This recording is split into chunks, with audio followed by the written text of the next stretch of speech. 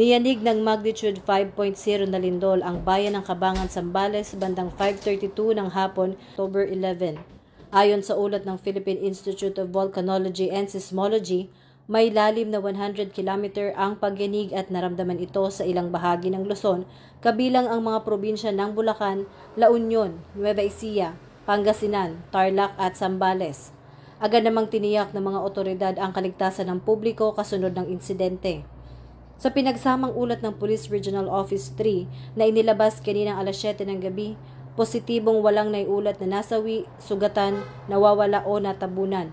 Bukod pa rito, wala ring naitalang pinsala sa mga bahay, infrastruktura at kalsada, at mananatiling passable ang lahat ng daan at tulay sa kasalukuyan.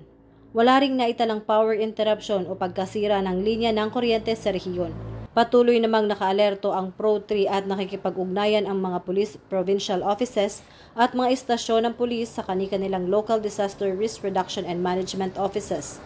Layunin nito na masiguro ang kaligtasan ng mamamayan at handa silang tumugon sa anumang tawag o kahilingan ng tulong sa loob ng kanilang nasasakupan.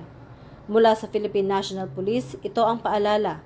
Ang bagong PNP sa bagong Pilipinas, mabilis sa serbisyo, tapat at nararamdaman.